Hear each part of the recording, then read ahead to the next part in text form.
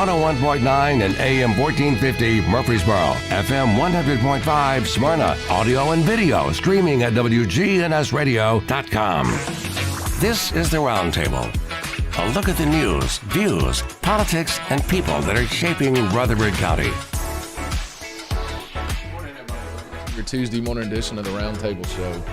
Wayne, good morning, sir. How are you, buddy? Brr. It is cold, is it not? Gosh almighty. Man, we asked for it. And it's going to be single digits tonight, so, we're still not out of it. No. So, but good to see you. Hope you had a good weekend. We did. It's a real good weekend. My wife went away and had a girls' weekend, and I remodeled at the house. She come home to a new entryway. Bless your heart. You know, was it a honeydew? Man, I just been wanting to do it. It's one of them things. We built a house and it's been sitting there, so I beadboarded and chair railed and painted. I still got paint on my fingernails. But I tell you, I'd say that's probably more fun than being outside taking care of the horses. What my deal was. Yeah, I didn't want to be outside. I think they call that inside work. It is. It is. Hey, SEC kind of took a nosedive in the national championship run this year, but hopefully it'll come back. Championship. Mr. Gill, of course, is a big Buckeye, big Buckeye fan. So kind of happy for him begrudgingly, but congratulations to the Blue Raiders beating Western Kentucky Saturday, because Coach McDivitt, of course, was at Rotary with us on Thursday, and he had not. I came up and said, "Hey, better dead than red." He had not heard that, so I thought that was kind of cool. I can't believe that, because he's been there 7 years? Yeah, seems like. Well, maybe 6. It maybe he hadn't heard in a while, but I can remember at Middle, one of the fraternities carrying a red casket across the court, showing a dead hilltopper. Boy, just think if you did that today. Well, just the OVC rivalry was so neat. I mean, we hated Western Kentucky. We hated Tennessee Tech. Yeah. When we played Tennessee Tech, when I was a freshman, the freshmen had to spend the night on the football field to make sure Tech didn't come in and do something. Really? So it was serious stuff back in the day. So, but good to see you. Good to be back, and hopefully we'll have warmer weather here pretty soon. Blake and I will be wishing it was a little bit cooler anyways. Yeah. Yep. Hey, Tennessee, wait a few hours and it'll be different, I guess. That's right. So, Rick, it's our pleasure this morning to have the both a good friend of yours and mine, the chairman of the Rutherford County School Board, Claire Maxwell, and Madam Chair, please. Thank you for being with us this morning. And thank you for having me. Glad to have you. Thank you very much for having me this morning on this chilly, chilly morning. I must concur. Brr. I bet you when you came out to your car, you're going, darn it, Wayne, why did you invite me on such a cold morning? But yeah, it is a pleasure to be here. I've actually really looked forward to this since you invited me about 2 weeks ago. Mm-hmm. So I love coming, and I love talking about Rutherford County and promoting the school system and everything that's great about this county, because I'm born and raised here and I love this place. Well, us too. I would like to say here that not only did the county community wrap their arms around Dr. Sullivan and his family, but I was very pleased that the board was so supportive in such a horrible tragedy. So God bless you and your board for being kind and helpful, and again wrapping your arms around a family that needed. And he's part of our family, and what happened was just undescribably tragic. And both of us actually have kind of bonded over the fact. I lost a son in 2013. No, I'm sorry. And I don't wish that on anyone. And it's I had someone tell me who I met that also had encountered that, and it said, "Welcome to the family and the club nobody wants to join." Just something you don't want to have in common. But that's the wonderful, remarkable thing about this county, this city. Even though we are growing and getting bigger and bigger, we do love each other, and we do wrap our arms around each other, and we're there for one another. And I hope we never lose that. I hope that we're going to continue to grow. We're not going to be able to stop the growth, but I hope we never lose that small town feeling. Tell people we're a really big small town. That's the way I feel about this place. Yep. I agree. Yep. Tell our audience a little bit about yourself and your family and your journey to where you are today. Well, I was born at Seward Air Force Base. My daddy came here as an Air Force JAG officer. He was a captain. In 1966, he met my mother, who was a freshman at MTSU, had come up from Chattanooga. And actually, the house that I live in today, the lady, Miss Ann Johnson Keller Hale McNair, introduced my parents, and I live in her house now. She was like a godmother to me. So it's kind of like it's come full circle. Born and raised here, grew up in Rutherford County, went to Riverdale High School, graduated, went to UT, met my husband. We got married in 1990, traveled around the South, first stopped Memphis, then Huntsville, Alabama, and then Columbia, South Carolina. And after our last two children were born, with 4 boys under the age of 5, Austin got the good news that, hey, would you like to come back and be a manager in Tennessee? And he was like, you know what, that sounds good. We need a little help. So we moved back in 1998, and it's been wonderful. It was the right thing to do. It's great seeing the kids grow up, and it's kind of strange to see them go to the same high school that you went to, but it's just been wonderful. And like I said, I have four sons, and I was, after they graduated, the last graduated in 16. I've been involved in civic organizations, the Fisher House, Junior League, but I really felt like there was something more that I wanted to do. In fact, Tom Nolan used to jokingly say, he was the principal at Riverdale, because I was down there. I was booster club for football, selling T-shirts and helping with registration when schools opened. I was that gal. If you need that mom to help, I was that mom. And finally he comes to me and says, Miss Maxwell, you're here all the time. You might as well get paid for it. And I was like, that's a good point. So after they graduated, an EA position became available, and so I put in for it, and I got it. And it was one of the best things that ever happened to me. And that was in 2016. And so I got to work in L Hall with in the CDC structured setting, I think is what they call it now, with the most wonderful kids. And it was rewarding every day. And I also got to be with my nephew. My brothers had a child that had just started there, and so I got to be there with Jack, and it was just great. But it also exposed me to kind of the inner workings of how things are going and how they've grown. Because when I left, there was 2 high schools in Murfreesboro, and when I came back, that's right, there was 4, and now I think there's 7, going to be 8. Just in Murfreesboro, in Eagleville and Rockville, and it's expanded. And so, but with that comes challenges. With growth comes challenges. And I felt like I could be a voice because I was born and raised here. I felt like I could be a voice and help. And I wanted to, because a lot of people are like, why do you care? And I'd be like, well, why don't you care? I saw some challenges, and I said, you know what, as we grow, I said, right now we're doing all we can to kind of catch up with the growth. This great area is growing, so we need to build a school over here. This area is growing, we need to build a school over here.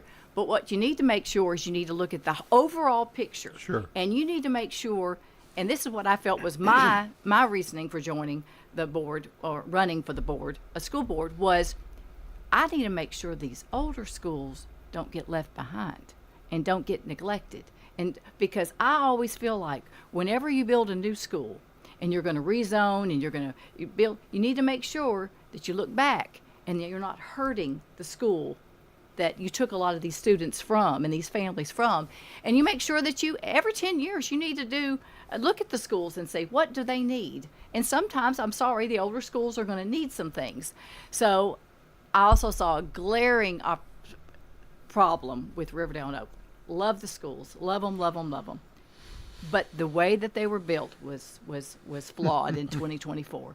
You can't ring the bell and have thousands of kids outside going to different buildings and going to different classes, or in the mornings waiting to go into classroom because there's no place to hold all those kids. Well, the halls are so narrow. They're so narrow, and there's no place for them in the morning when they come in before the bell rings and go to. There's no place. The cafeteria couldn't even hold them all. Mm-hmm. So I said, we've got to fix this. So one of the proudest things I'm able to do is I convinced the board that we needed to renovate Riverdale, and Oakland, and Smyrna, and up the capacity so those 3 schools could be in line with. We're building bigger schools today. The Rockvales, the Seagulls, the Stewart's Creek, they can handle upwards to 2,500. Well, the other schools couldn't. So I said, it's kind of a Band-Aid, but it's also a necessary. All of our schools need to be around 2,500, and they all need to be adequately concerned with safety. And so I feel like now those schools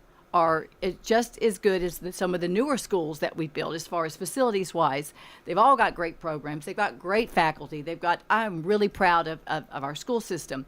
But now Riverdale and Oakland are safer because I lived in fear that something was going to happen and somebody would wander in off the main road and do something. Well, and you just can't have that. That kept me up at night. I had that same fear in my tenure on the board and in the commission with these trailer classrooms. Absolutely. You can't have all this. And that was the main problem with Smyrna. They had it upwards to over 15. I think they had 17. Yeah, it was just ridiculous. And when I went out there, and I didn't know. Because, see, we're so big now. Back in the day when I was growing up, you knew what was going on. You only had a couple of schools. But we've got so much. It's easy to not realize what's going on, and you have to really stay up on it to know what's going on. And so I'm very proud and very pleased that our county commission saw the wisdom in doing all 3 and doing all 3 at the same time, because we need to build, honestly, a school a year, because we did nothing for about 3 or 4 years there during COVID. We did nothing. And now we're fixing to have not only are we doing these wonderful additions that are going to come in that are absolute renovations, we've also got a new Plainview Elementary School that just opened up a couple of years ago. But we have on the John L. Beatty property, we have an elementary school coming up and a middle school right behind it. And we also need a high school. And I think we found the land for that. We're going to talk about more of that in the next. But honestly, if the growth doesn't stop, I don't know what we're going to do. I don't see it stopping. Do you? I don't see it stopping. So we're going to have to just keep, changing. We do a 5-year plan, and we keep adjusting our 5-year plan because it's just we're always surprised that there are areas that show more growth than we potentially thought was going to show there. But that's where I think going forward, I would love to see, and we've talked about this before, we really need to get all the stakeholders in the room together. I said the county commission, the planning commission, the school board, all need to be there making these decisions together because as it is now, we're playing, catch up, and I hate that. Hey, let's double back and go back to your experiences in elementary and middle school and high school. Teachers you remember that had an impact. If you were an athlete, talk about. Because Rick and I both have people because we both went to Smyrna High School, and that, I had some wonderful, wonderful teachers growing up, and because I was the oldest of 4, I also was. I called Mother. I was like your starter child because she would back in the day. Made all the mistakes with you. I have not heard that term before. That's pretty cool. I had some issues with math when I was younger. I actually had some. They continued, and I promised my high school Oma McNabb that I would not major in math if we just get through this together. But I started out at Bellwood. And I went to Bellwood Elementary for 2 years, and then my aunt, who we lived next door to, Susan Daniel, she pulled up to school one day in the middle of the day, and she checked us all out, and she goes, "I've gotten us into campus school. We're going to campus school." So I was like, okay. Apparently they had some really good resources with MTSU at the time, and they would bring over, I could get some tutoring in that. So she thought that would be a good thing for me. So I went to, and I had some really good teachers there. I had Miss Osmus for 6th grade. I had Miss Crawford for 5th grade, and unfortunately, she passed away of cancer during the summer. And that was my first time at ever hearing the word cancer, because I had never heard that. But in the 5th grade, I found out she had passed away over the summer. But it was a great school. I remember, I'll have to say, my favorite teacher was Miss Jolly. I had her, and we were in the basement. And it was an old school. I didn't realize how old it was when I was going there. We renovated it in my tenure too, and it needed right across from the cafeteria. That's where we were. Yeah. And but I loved the teachers there. But I was supposed to go to Central Middle School, because that's where all the kids in the city went. At that time, we were still all going to Central Middle School. And Mother came to me and she goes, "Claire, how would you feel if we sent you to Middle Tennessee Christian School?" I said, "They've got really small classes, and you might thrive better in that." So I went there for 7th grade, and then after that year, I decided, I like it. It's small, but it's almost too small, Mama. I said, "It's not the way it is now. It's much bigger now." So that's when we decided to go back, and we went to Central Middle School. So like I said, I was her starter child. I've been all over the place. So for 8th grade, I went to Central, and I loved it. That's when I finally realized what pep rallies were and school spirit and all that. And then I ended up going to Riverdale, and I ended up auditioning for the Riverdale Singers, which was the show choir, and I got in that. And I auditioned to be a flag in the band, and I got in that. And that was like, I always tell people, I said, please, the best advice I can give you going into high school, because it's going to be the biggest school that these kids have ever been into, get involved in something. Sure. Like I said, I wasn't a sports gal, but I love sports. Now I can talk sports. I'll talk balls all day with you, but get involved in something, and music and band were my thing. Who's your principal? It was Hewlin Watson, Okay. and He'll put you on the spot about this stuff. Yeah, I gotta think. Hewlin Watson, and I love Hewlin. He's amazing leader. I got to know him fairly well by being on some committees and stuff. Just an amazing leader.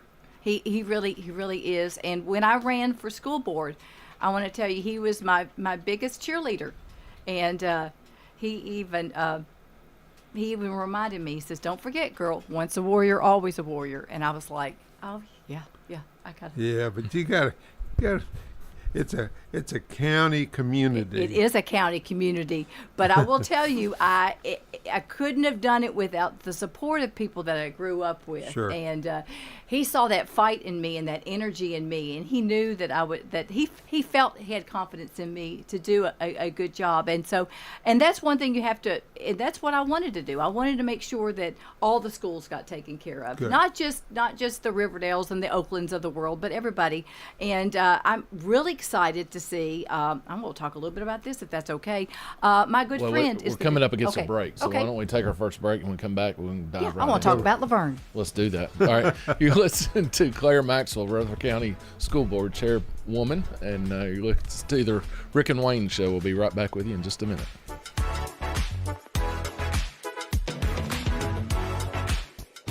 Choosing the right insurance can be overwhelming. That's where Rick Hall at Rayburn Insurance comes in. At Rayburn, we're not just about policies, we're about people. Rick Hall will take the time to understand your needs and find the best coverage at the best price.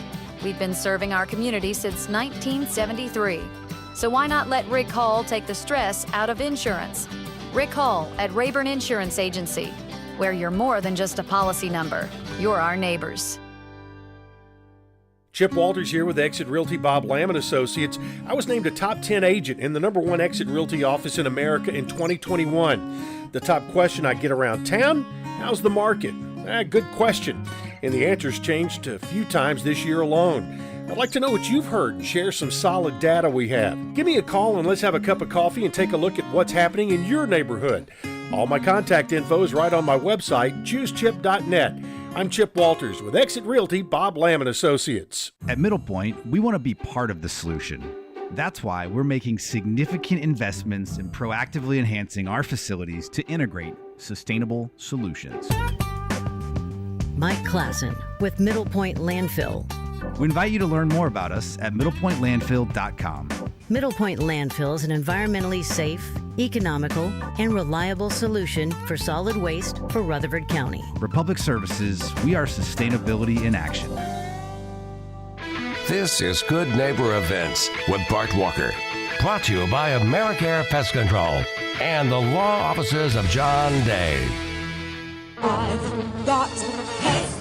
AmeriCare is Rutherford County's #1 choice in pest control, and it's simple to see why. After calling 893-7111, their staff came to my house 8 years ago when I had an insect problem.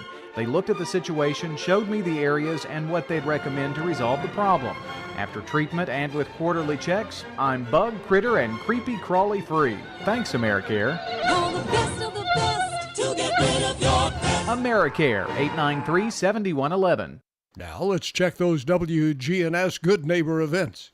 The Red Cross is still critically low on blood, and your gift of blood is critically needed. Phone the Red Cross at 800-RED-CROSS and make an appointment to give blood at a time that fits your schedule. Please give the gift of life. And also this weekend, the Lineball Library partners with Autism Tennessee. Learn more about autism 10 o'clock Saturday morning at the Lineball Public Library. That's at 105 West Vine in Uptown Murfreesboro. That's 10 o'clock this Saturday morning. Well, the Polar Bear Plunge is coming up. It's not this weekend, but the one after this, Saturday, February the 1st. It's over at Sportscom. It starts at 8 that morning. For more information, check with the Murfreesboro Parks and Recreation Department. When you need it, there's nothing like the Grief Support Group. And they meet for free every Wednesday at the St. Clair Street Senior Center. That's 10 o'clock Wednesday mornings. And the St. Clair Center is at 325 St. Clair Street. From News Radio WGNS, those are Good Neighbor events. Rutherford weather. A cold weather advisory goes into effect later this evening. Skies become mostly sunny here this afternoon with a high in the mid-20s. Tonight, mostly clear and a low near 3 above. I'm meteorologist Jennifer Wojcicki on News Radio WGNS. Currently, it's 18. WGNS is powered by Middle Tennessee Electric. Are you ready to take control of your energy usage and save money? Download the MyMTE app to track your energy consumption, pay your bill, and even report outages right from your phone. It's free and available now in iOS and Android. This is the Roundtable from News Radio WGNS on FM 101.9 and AM 1450 Murfreesboro, FM 100.5 Smyrna. Listen and watch at wgnsradio.com. And good morning and welcome back to the second segment of Tuesday Mornings with Rick and Wayne. And it's our pleasure this morning to have Madam Chair of the Rutherford County School Board, Claire Maxwell. And thank you for having me. Well, thank you for being here. You know, especially getting out on this cold morning. You didn't have horses to feed like Rick. No, I didn't. No, I didn't. I was very fortunate in that. But I'm glad to be here and glad to talk about several things. Well, good. I was wanting to say Laverne has a new football coach. I love sports. I may not be able to play a lick of them, but I love watching sports, and I love football in particular. And he's also a personal friend of mine. His son, CJ, graduated from Riverdale 3 years ago, I think, and he was just recently last year put on scholarship. Derek Mason put him on scholarship at MTSU. Cool. He had been a preferred walk-on, but he received, there's a scholarship for my son who passed away in 2013.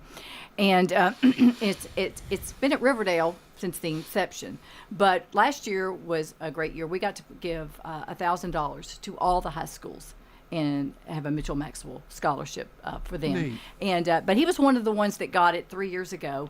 And to see him progress, and I've gotten to know his dad, Chris, is a dear friend of mine. We served on the before you got there. Chris was in your spot. Chris was on the Juvenile Detention Oversight Board with me. But he is a teacher at Laverne for the last, I guess, 3 years, and he was just named head football coach. And let me tell you, the energy he brings is just palatable. I mean, they had a meet the coach a couple of weeks ago, and I think upwards of 200 people showed up. So I'm really excited to see, because I want all of our schools to be to maximize and be successful. It shouldn't be just a couple of schools. I want all of them, and nobody deserves it better than that community and that guy, and he is the right guy for the job. So I'm looking forward to seeing them in the next couple of years and see what they're able to do. He's not only the football coach, he's also the track coach, and they've had quite a few track athletes in the last couple of years. So there's an addition going on to the Laverne. The Laverne's got an addition as well. Thank you for reminding me of that. And it's going to be unique in the fact that we built 2-story additions. This one's going to be 3 stories. Oh, wow. And if you're looking at the school campus, it's going to be on the far left-hand side. And it's going to be wonderful. I'm really excited for them because that area is growing, and it's unfortunately all of our schools are getting really overcrowded. So they can use it, and it hopefully help us and give us some time until we can build another high school on the other side of the interstate in the north area. We're going to have to build another high school there too. And the scary part, and Rick and I have talked about it with other county leaders, you know, the price tag on a new high school is just just mind blowing. It is. The square foot is just awful. And then when you build a comprehensive high school, there are things that come with it. The ball fields. And you have to, they have to have this. And so it's just getting more and more expensive. It's almost $200 million. Right. I know that they built a high school, Metro did, out in the Bellevue area, and it was $134 million, but that was 3 years ago. And that's just the costs that have come since then. And it's also not as big as ours. I think. Did y'all go tour that school by chance? I'm just I curious. wanted to. We did not get a chance to do it. Now, I don't know that Trey Lee, our engineer, now he may have gone and toured it. But I wanted to go, but I didn't get a chance to go. Wayne and I debate a lot because I'm the we need to modernize the way we build. That nobody builds. Prisons and schools are only ones that build block buildings anymore. And, I agree. And that school you're talking about is more of a modern style. It is. It is. So I'm just curious of what it. I know it's a sustainability. They're saying, well, if you build them with block, then they're going to be here forever. But when you build the hallways too narrow and things like that, like what you talked about at Riverdale. And we'll tell you, we have addressed that in the renovations. The hallways at Riverdale and Oakland are very wide. Yeah. But I agree with you, and we do need to look outside the box. And just because we've always done it this way doesn't mean we have to continue to this way. But by the same token, you also don't want the the bond to outlive the school. So, you know, because I know sometimes people say, well, why don't you just build metal buildings? But that's just not, first of all, that's not going to be, as safe as what we need to be. Sure. And in the long term, I feel like there's got to be a compromise between doing something that is going to stay for a long time, but also economically can more beneficial to us, because right now I can't imagine it going higher than $200 million. The Central Magnet is what, 80 years old? It is. It and is still being utilized. It's still being utilized. 1,200 students. Now, I will tell you, with some of our older buildings like Central and McFadden and even Thurman Francis, you've got to. I don't want ever. I love those buildings, and they're a soft spot in my heart, but you've got to make sure that they are maintained as well. Sure. And the cost for maintaining some of our older buildings is staggering. But, you know, it's a cost of doing business because those schools are needed, and we do need to utilize them. Well, just the flat roofs and the HVAC systems and stuff, you know, you're talking $500,000 easy anytime one of them fails. And that's where I would like to see it comes back down to, we've got to come up with some kind of a system where when I ran, I think the maintenance costs that we hadn't that hadn't been addressed was upwards of $800,000 something, and that's only grown.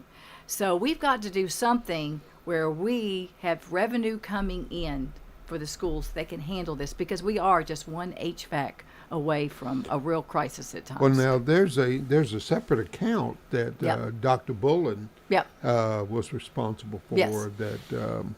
that is used for maintenance. Maintenance, exactly. But it still isn't enough. It's not enough, and that's when the you problem. have It's this not many old schools. This many schools, exactly. And like I said, and a lot of the older ones have multiple issues.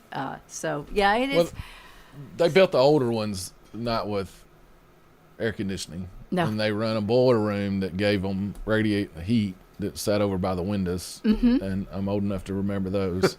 But, they're just not insulated. They're not made to do. And I know they put that roof on central magnet, and it's, it's going to be a pretty expensive repair to fix that new roof that they've got over there, which I guess it's a few years old now. But they're just built a different way.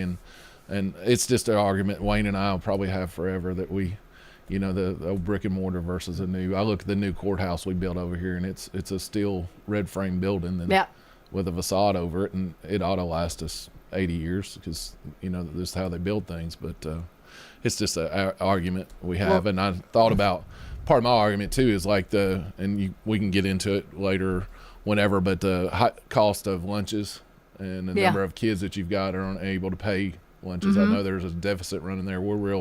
We've had Atlas on and done some programs for the Atlas program to try to help them, and I know the deficit that you guys are carrying monthly. The number on that. of Atlas kids is growing. And I'm very proud of the resources that we are able to afford these kids. Yeah. But it's in these families. But it is an issue. We're a little bit under what we were last year at this time, but it's still way over what we need. So.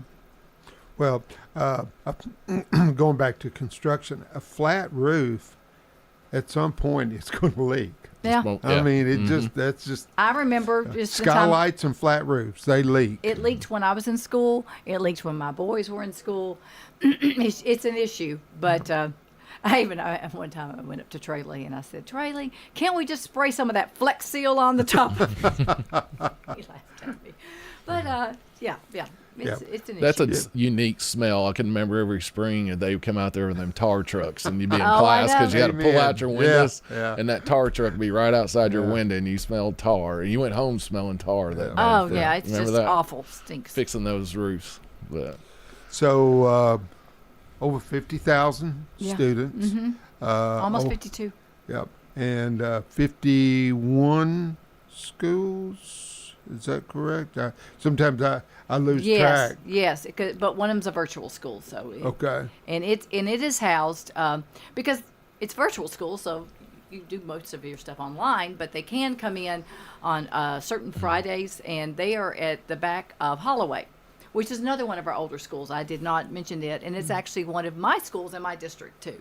So I get off easy. I only really have 2 physical schools in my zone. Now my kids go to different schools. Sure. My kids, I mean my constituents' kids. Right. But I just have Holloway and Riverdale. And these zones are something. Well, and that's been one of when I was involved in the school board, that was one of the complaints leveled against us that, well, y'all aren't doing anything, to get children out of schools, that could learn virtually. Well, I think COVID taught us. Yeah, you've certainly learned from that, and that's a very vibrant program. But not every child is made for virtual. No, and I knew a lot of my sped kids couldn't do it at all. So one of the proudest things I was able to say, because I was on the board, was if we had to shut a school down, because we were open, which I'm very proud of the fact, we were open the whole time. Now if you wanted to chose to do virtual option at first, you could do that, but you could send your kid. We were open, but they would have to close down occasionally when they had cases of COVID became too high. But I told them, I said, unless you've got COVID, because they were isolated at that point, the CDC programs were not moving to different parts of the building like they are. They weren't integrating. And I said during COVID, I said, unless you've got COVID in that classroom, please keep that open, because those kids need services. That's where they're getting their PT. That's where they're getting their OT. That's where they're getting a lot of the vision that they need. So can you please keep it open? And we were, by far and large. We were able to keep those open so those kids could get those services, because that's one thing I knew my kids, they could not go on virtually. And unfortunately, it does work for some, but that number is I'd say less than 10% thrive on a virtual program, and because you have to be a self-starter, you have to be self-motivated, and you have to be able to pace yourself. And most kids can't. They need someone right there, kind of watching over them. And not all of them have parents that could do that. A little push. Yeah, and a lot of them parents work. They're not there to watch them. And then a lot of them would be like, because we would call finally after like a semester of that, we made sure that by Christmas, basically, if you were not doing well, we basically strongly encouraged you need to bring your child back in. And they were shocked. They were like, well, he's back in his room doing his work. What do you mean he's not doing well? And so that just proved our point. Unless you're there watching over them, like the teacher in the classroom, they need to, virtual's not the thing. Well, accountability is always been, Yeah. Job one, in the school system, because But I'm glad we still offer it to those parents that want this and those children that want it, because some of them have not had a good experience in some of our schools. As much as I enjoy high school, my kids enjoyed high school, I know it's not, some things, sometimes these kids feel like they don't want to be in that big high school environment, and that unfortunately that's what most of our high schools are, a large environment. So if it works for them, I'm glad we have another tool in the toolbox for them. I'm glad we have that option for them. But I'm also glad that we're able to have these wonderful comprehensive high schools that could provide sports and music and CTE programs. We have the greatest CTEs. Other districts look to us and are envious of what we were able to offer. Because we have high-end programs. We have programs that are real-world experience where you can get out and get a job day one once you leave school, and I'm very proud of that. With COVID came in, and I know the kids can basically log in and see where their grades are. They get their school email basically, and they can go in and they can monitor their. Yeah. Is there a read-only way that you could sign that up to where parents could go in? Because like you're saying, they'll always say, well, Johnny's back here in his bedroom. He's been back here every day doing his work, but they really don't see the progress of what their kid's doing.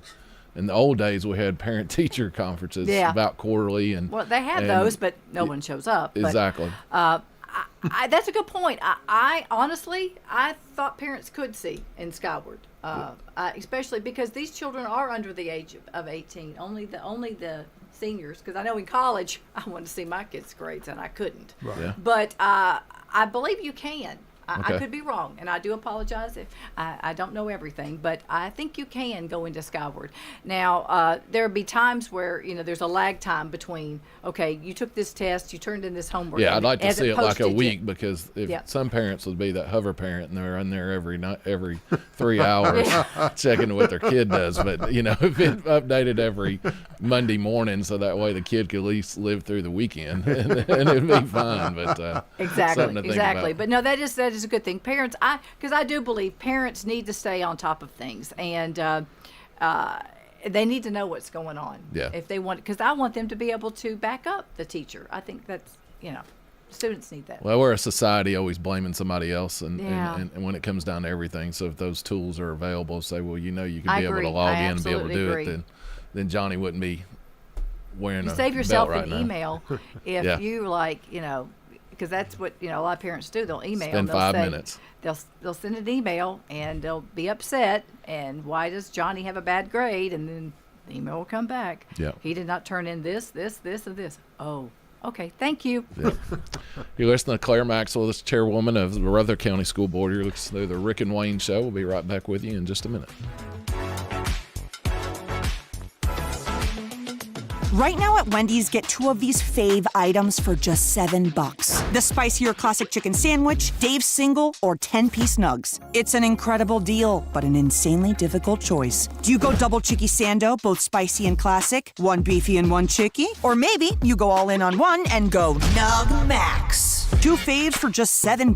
Gotta be Wendy's. At participating Wendy's for a limited time only. Select a request 2 for $7 deal to redeem. Not valid in a combo or with saucy nugs. Single item at a regular price. Prices may be higher in Alaska and Hawaii. Millions of Americans take medicine like Ozempic and Zepbound. Many of them are overpaying by thousands of dollars a year.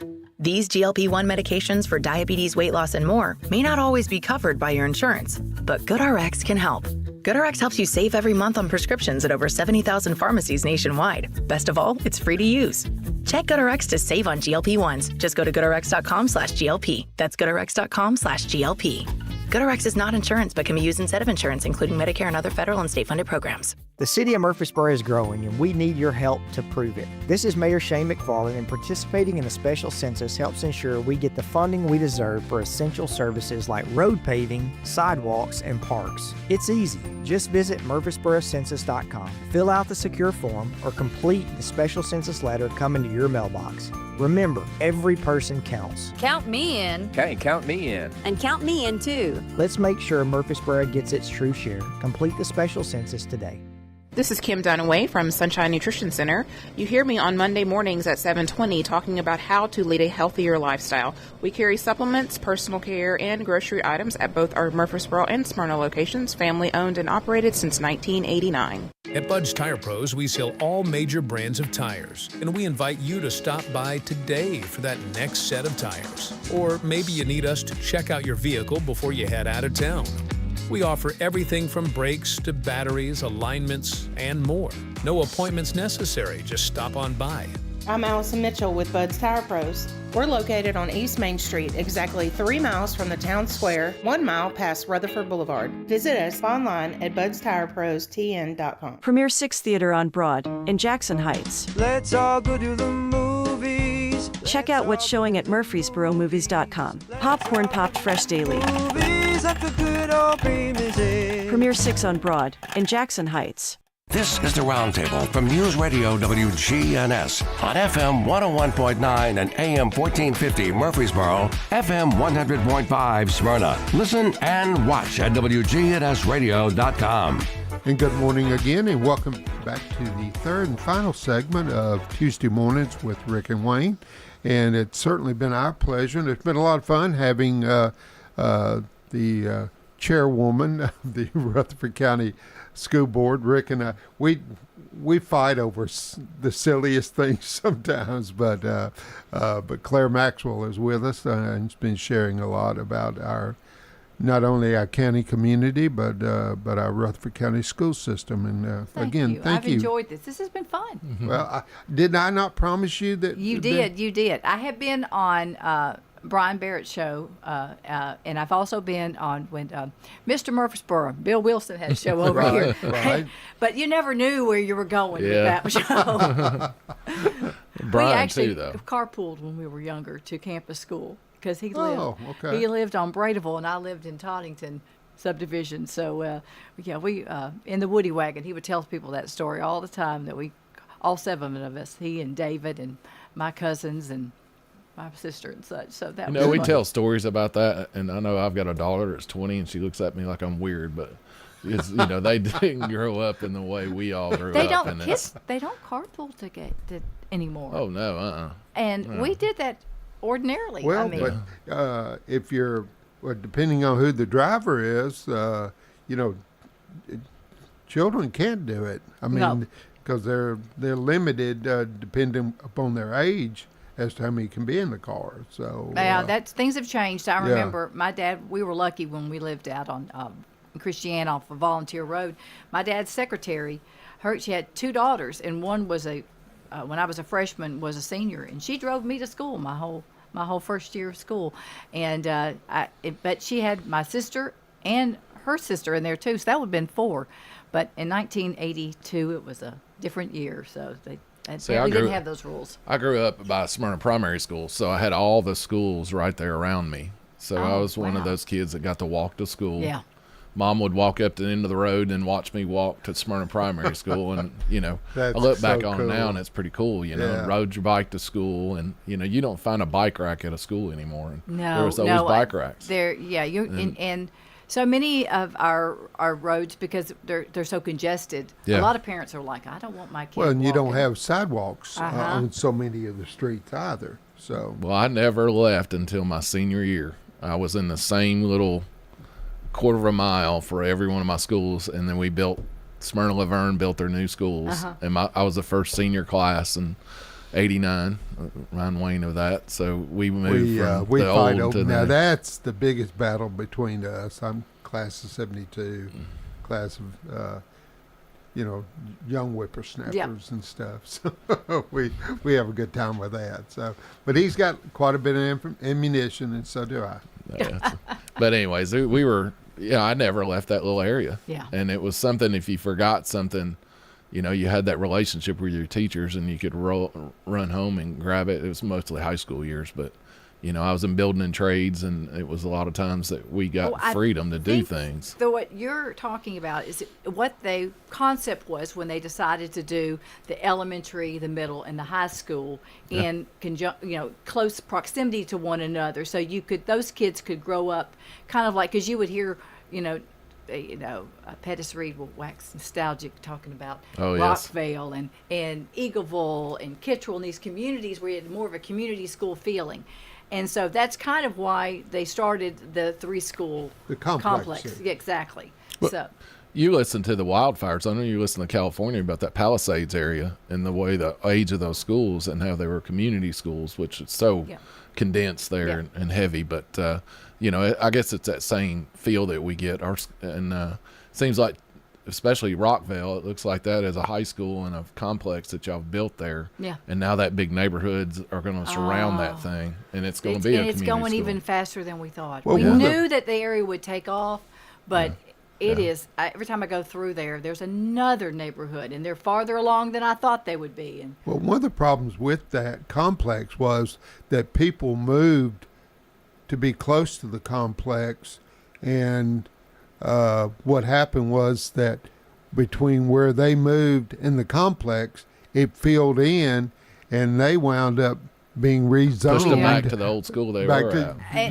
And I'd like to say I'm sorry that happens, but there's nothing we can do about that, because every school has a maximum capacity, and basically most of our parents are like, they acknowledge the problem, but they don't want to be one of the ones that gets rezoned. Sure. And unfortunately, it's shared sacrifice. And that's the nice thing about this last zoning.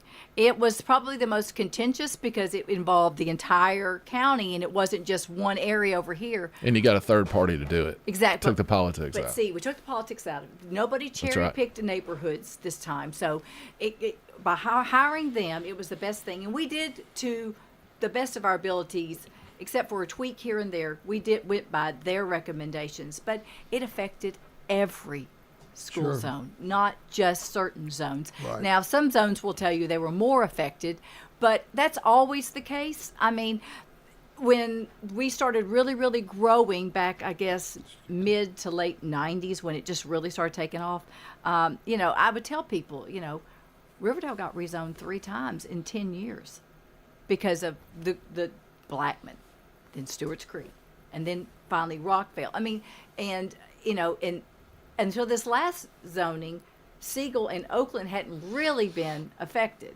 but this one affected everyone, and we just kind of had to shift, because when the county commission tells you, we're not going to give you any money for the new schools if you don't fill in the spots over here, you listen to them. Because we want to be good stewards of the money, and we want to be a good partner. And I feel like we have been. We listened to what they said, and we did that. And we tried to do it as painless as we could. Some of the areas are dual zoned for a while until the new high school comes, and then that's got to go. How many students were actually affected as far as having to change schools? Do you recall? I don't recall the exact number, but I think it may be between 800 and 1,200 students. And and I forget how many high school students we have. And high school is where it really, people can kind of, elementary, so I was zoned here, Browns Chapel, so I'm going to have to go to Wilson now. But high school, that's where it really gets unnerving for some families. So was it about 8,000 or 9,000 high school students or so? Yeah. So it's pretty high. But that's about 10% of them had to move away from their. And we grandfathered in juniors and seniors. And like I said, there are about 4 areas that have dual zone for right now. So if you can provide transportation, you can stay where you are. Otherwise, you need to go with the new zone. But like I said, that's only temporary. That doesn't work for the old school, and it doesn't work for the new school. It doesn't work for teachers. It doesn't work for the admin. So that is a temporary thing. It did satisfy some of our families who were the most upset. But once the new high school comes on board, that's going to have to go away. And so, you've got time. You've got time to either, ultimately move or realize that you are going to be rezoned to the new. So when you do the rezoning for the new high school, will you bring in that third party again to help you with that? I don't think we were planning on that. It's because it wouldn't be such a challenge as this last one was. But never say never. We may. If you start cascading students from other schools. And I will tell you, the new high school will help us in the area that is the growing the densest area right now, because there's land, and if there's land, a builder's going to build houses, and I get it. Stewart's Creek, Blackman, right? Something's got in Rockville, and because anything near the interchange near 840, I mean that just opened the floodgates. Build it, and they will come. Exactly. So we've found some land potentially, and it's in the right area, and so it will alleviate that corridor right there, and maybe take some of the stress off Laverne High School too, because I don't want to build our schools any bigger. 2,500 is enough. Yeah. My daddy he's from the Washington D.C. area, and they have schools that are 5,000. I can't even imagine. So. I have a customer that I take care of that owns property here in Tennessee, but he's called the maintenance engineer for a school complex in San Bernardino, California. And it's 7 schools all around one campus, and it's got high fences, and they got guards at the gates, and it's in an area that they don't hardly grow grass. And I hear the stories out there versus what we've got here, and I'm so thankful for people like you. Here we sit, give recognition. Central Magnet's the #1 high school in the state of Tennessee, and it's nationally ranked right up there. I think in the top 10 as well. Top 10, yeah. So very proud of Central and McFadden and some of our magnet schools, and Thurman Francis. Excellent magnet schools. But I'm also proud of the other schools as well. When we have our report card was good. It was really, really good. And the state changed the way they were reporting things. Yeah, and I was a little nervous. I was like, letter grades for every school, especially coming out of COVID. But I will tell you, we've made gains every year. And this past year, I was just really, really, really pleased. I think 23 out of our schools were either A or B. I mean, it was just really, really good. Well, we've had and that's why they're coming here, because they know we have good schools. Yeah. Well, we've had Dr. Sullivan, we've had Dr. Chastain. Yeah. I mean, they're both just amazing leaders. And strong academic leaders. I want to tell you, Dr. Sullivan has done a tremendous job. When he came in, morale was not great, and he was able to almost in a year completely turn things around by listening to his employees and supporting them and letting them know that, and we as a board were with him on that. We were able to give them some raises, let them know you are appreciated, you all are doing a great job, and we're going to give you the tools you need to the best of our ability. We're going to give you the tools that you need to be successful. And they've taken that and ran with that. And even with the challenges of the growth and so many students, and we are overcrowded, they've done a remarkable job. And I'm just very proud to say that I represent, and this is hard to say now, but yes, this is the truth, the 4th largest school district in the state of Tennessee. Exactly right. We have passed Hamilton County. Well, if Murfreesboro City and Rutherford County were combined, we would really be knocking at the door of Knox County. We would probably pass Knox County at that point, or be tied with Knox County. Right. I don't know if that. I can't say never.